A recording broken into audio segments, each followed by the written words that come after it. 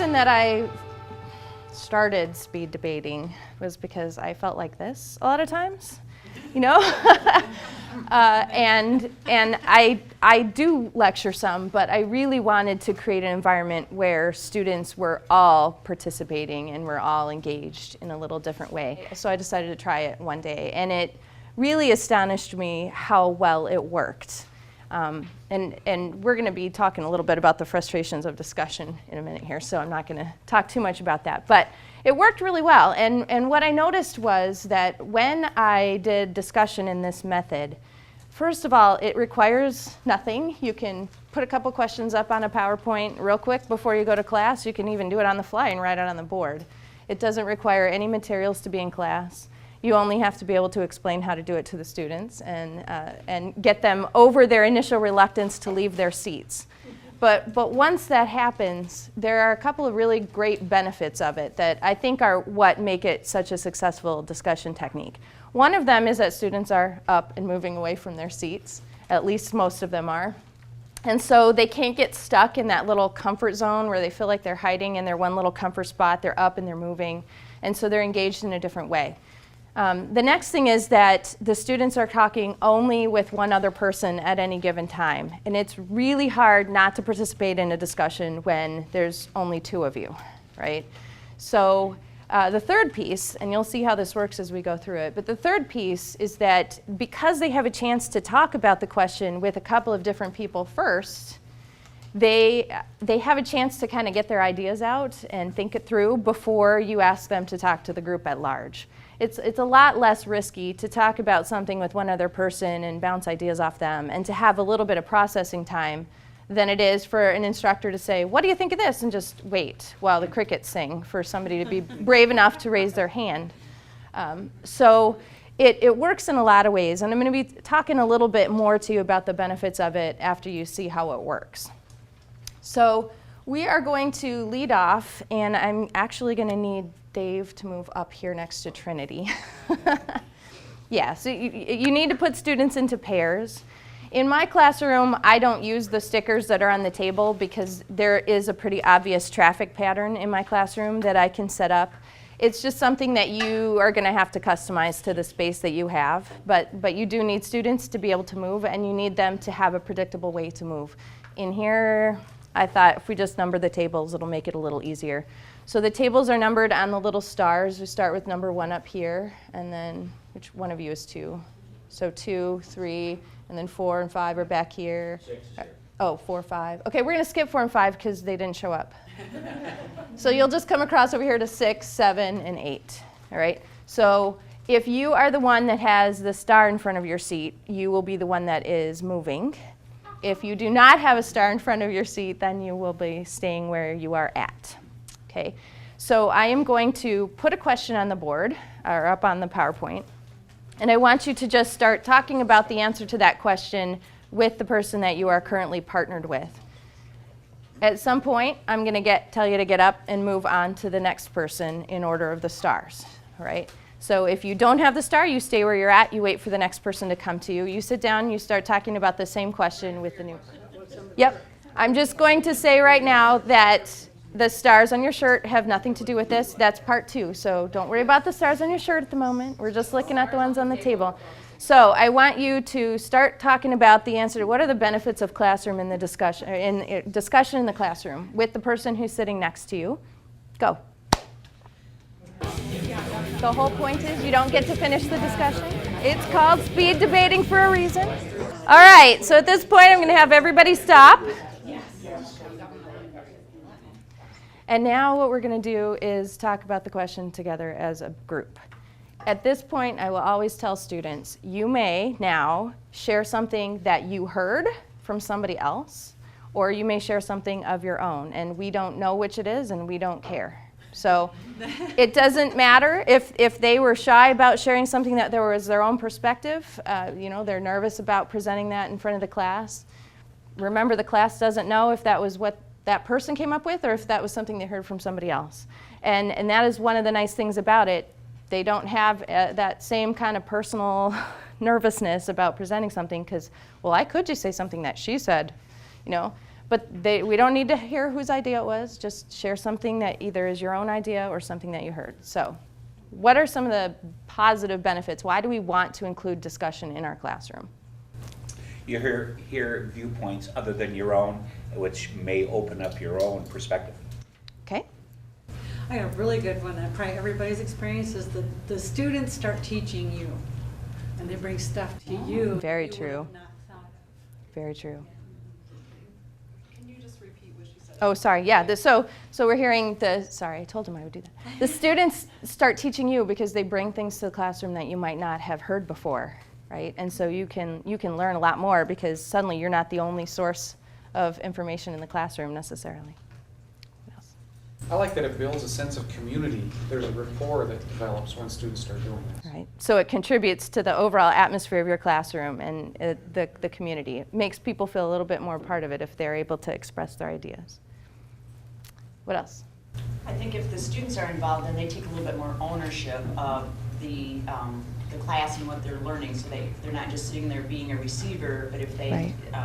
have input, then they take ownership as well. So a student who's engaged has ownership of what's happening to some extent in the classroom. Perfect. Other things. Carol? It helps them to remember the material, whatever it is Right. that it's reinforced. So it's a way to engage with the material so that they are more likely to remember it and understand it in a different way. Go ahead. It makes it tangible. So it's real. If we can talk about it, it's real. We can work with it. All right. Anything else that you'd like to share? Okay. Okay, before we start talking about the new question that's already up, because I'm not used to controlling my own PowerPoint, we're good, right? I want to point out one thing. It is totally normal for people to be confused at first about where they should move to. And that is something that happens even in my classroom when I have the clearest traffic pattern possible. Please don't let that discourage you, because once you've done it a few rounds, they get over it, they figure it out, they start working. It's gotten smoother each time you've done it. So don't let that discourage you. Don't let their rumblings about I have to move discourage you. Just stay there and be ready to point people to the right direction if they don't know where they're going next, and think about how you might, facilitate it in your own classroom, but don't let it discourage you.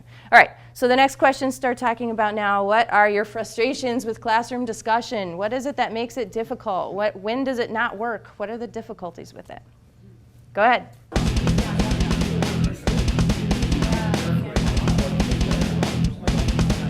So let's come back to the group at large.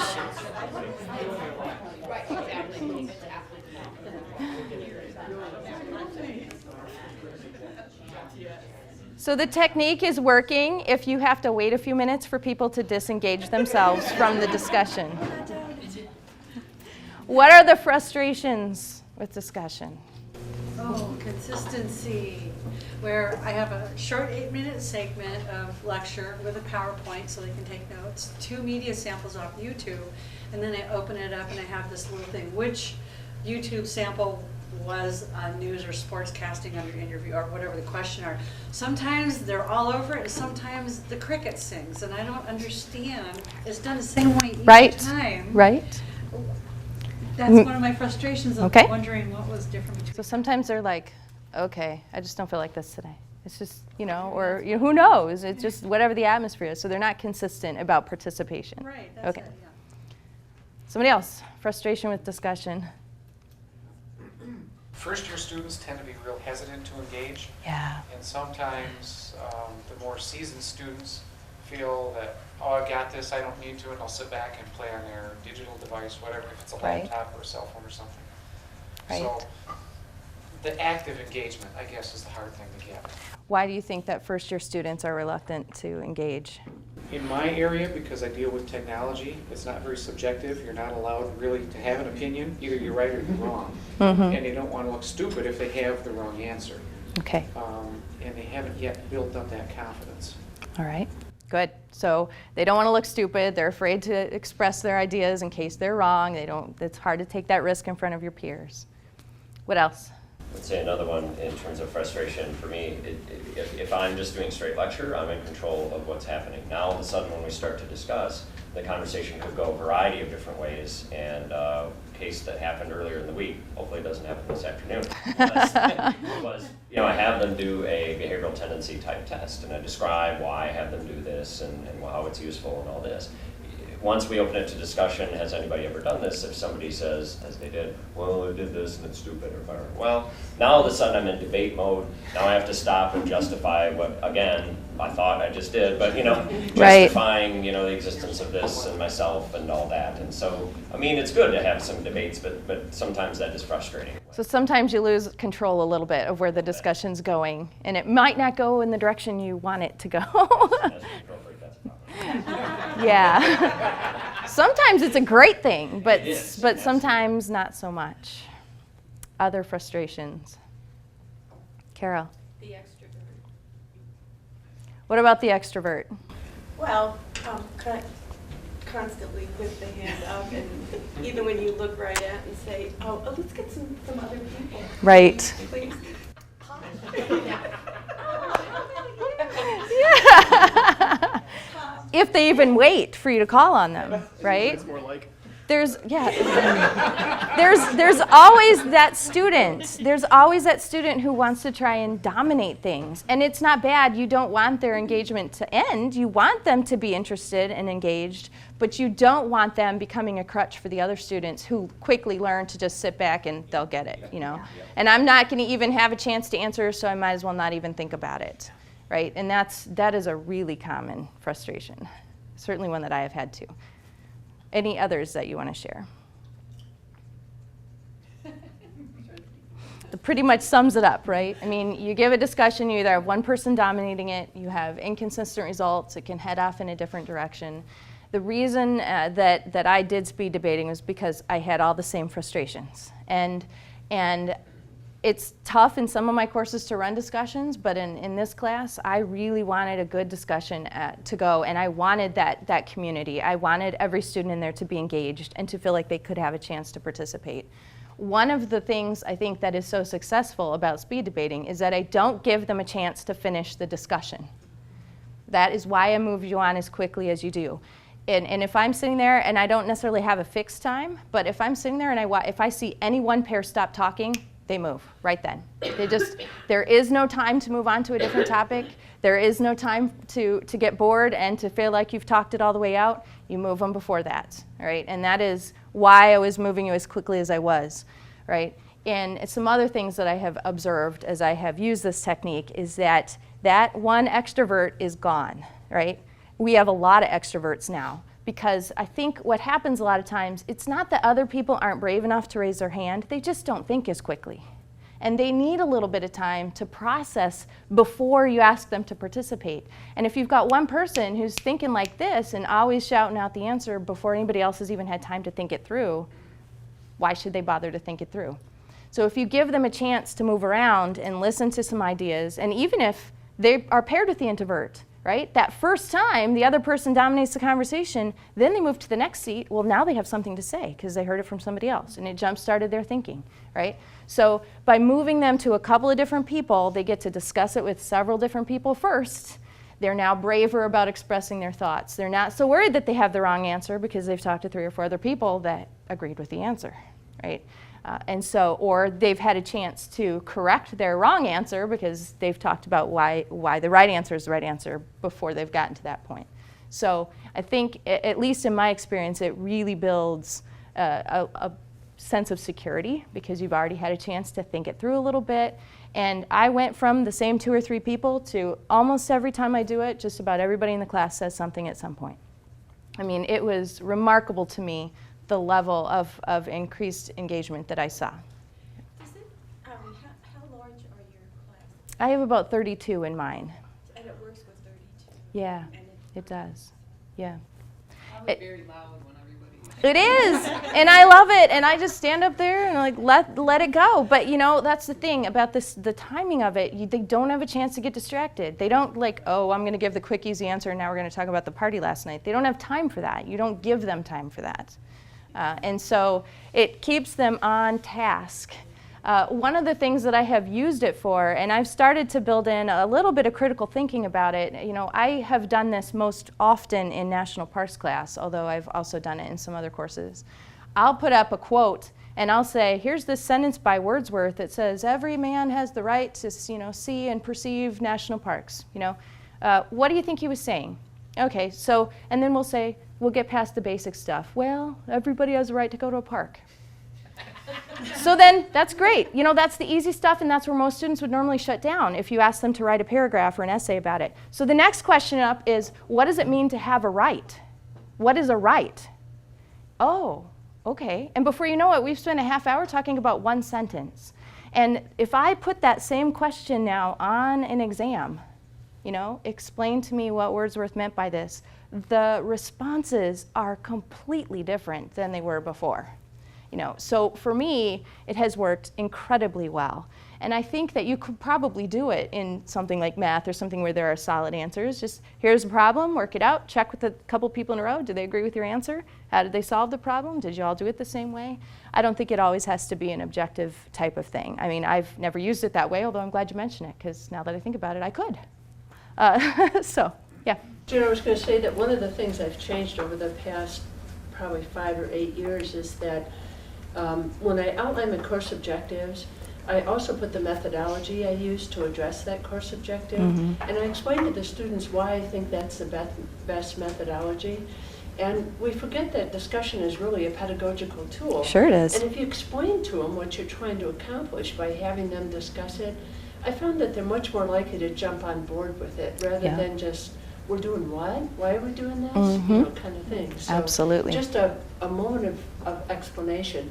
The other thing I do with the introverts and extroverts, the internal processors, is I started posting my discussion questions 2 days before class. So my introverts, my internal processors, have a couple of days to think about what they might want to say about it. And that's helped a lot. That's a good approach, too. Yeah. All right, I want to make sure that Brooke has time to show you the second form here, and then we can keep talking about it if there's time. Okay, everyone needs to have a sticker on you. Does everyone have a sticker? If you don't, I need to get you one. Everybody have one? Okay. So if you are a 1, I need you to come here. If you are a 2, you're going to go back to that flip chart. If you're a 3, you're going to go back by Dave Schrock, or wave your hand. If you're a 4, you're going to go over by Jennifer. Okay, is everybody in their correct area? Yes? Okay. So what we're going to do, Jennifer has questions 4 and questions 1, and I have questions 2 and 3. On your piece of paper is going to be a question. Your question is unique to your number. So for example, this group right here, group number 2, their question says, how do you use discussion in your classroom? Okay, which is going to be different than what you have. Okay, so take a look at the PowerPoint for a second. Okay, this is the only confusing part of this whole thing. In session 1, which is what we're doing right now, number 1s are going to interview number 2s, which means who's talking? 1. No, who's responding? 2. 2s, okay. And 3s are going to interview 4s, so who's responding? 4s, okay. So if you have, does anybody have an odd number in their group? A couple of you, okay. Okay, so I'm going to have the 2 of you interview together. You're a team, and Will, you're going to work independently. Okay. Okay. Michelle and Julie, you guys are going to work as a pair. Okay, so you're going to do whatever you're doing it together. And Anne and David, you're going to work together. Okay. So wherever you're going with your partner. You guys are fine, right? You'll have to be in pairs too. So however you want to do that. Okay? So after I give you your question, which I'm going to do right now, you're going to need a pen if you're interviewing.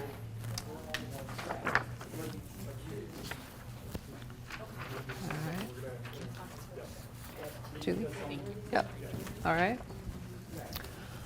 Okay, so if you are a number 1 pair, I need you to find someone to interview who's a number 2. If you are a number 3, I need you to find someone in the group number 4 to interview. And I'm going to give you about the same amount of time that Julie did to ask your question on your piece of paper. Does anybody have any questions? Yes? We're actually 3 and 3, so can we look individually? I think it's going to get messed up because of this group, so I think you are going to have to. When you're with this group, it doesn't matter. Yeah. You can adapt however you want to, all right? All right, ready, go.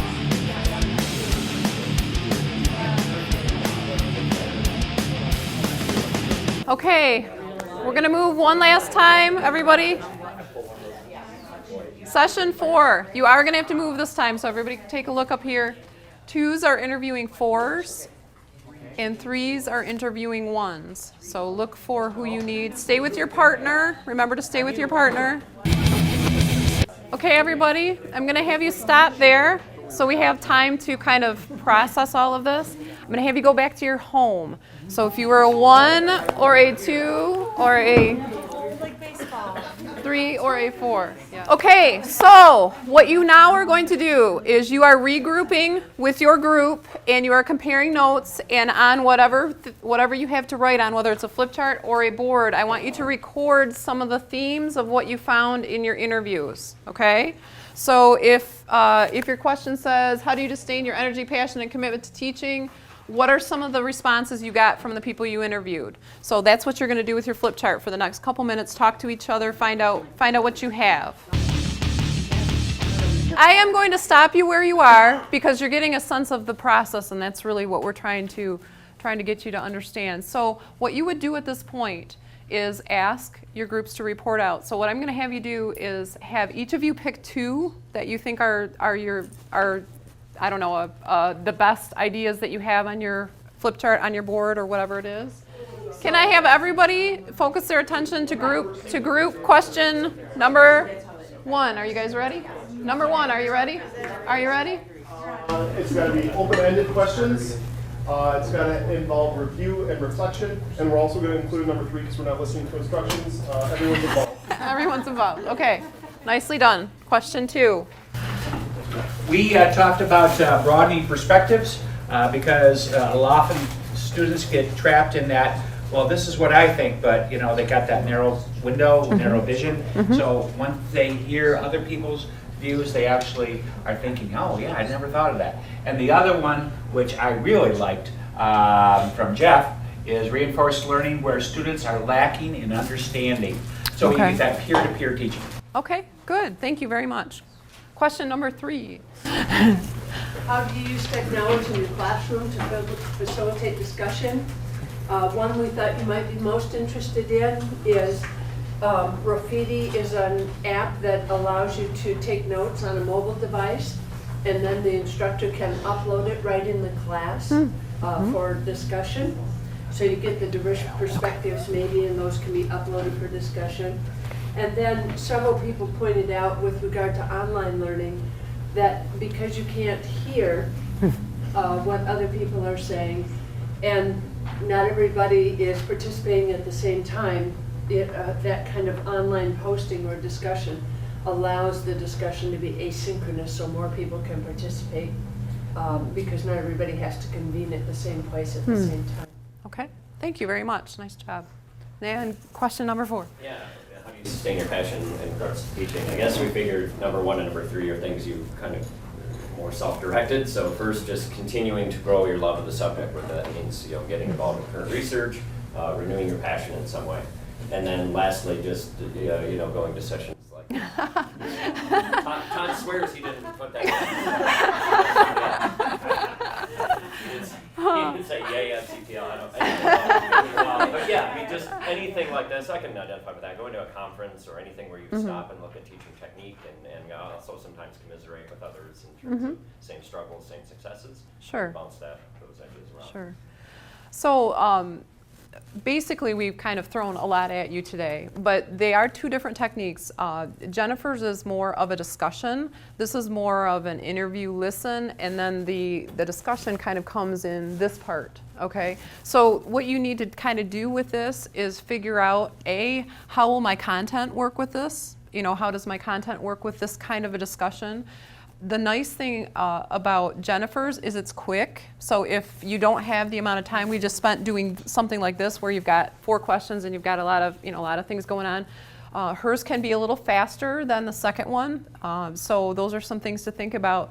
But the idea is that you definitely get a lot of participation from everyone when you're doing something like this. And if you see value in that, then this is what you need to kind of work towards and kind of go from there. And is there anything else you want to say at the end? Or Thank you for coming. yeah, thank you very much. And My students were happy to just jump right in. exactly. I know that faculty, when you come to stuff like this, you see a high level participation anyway, and it wasn't necessary for that, but I thank you for participating and being a part of it. Mm-hmm. Thank you. Thank you. Thank you.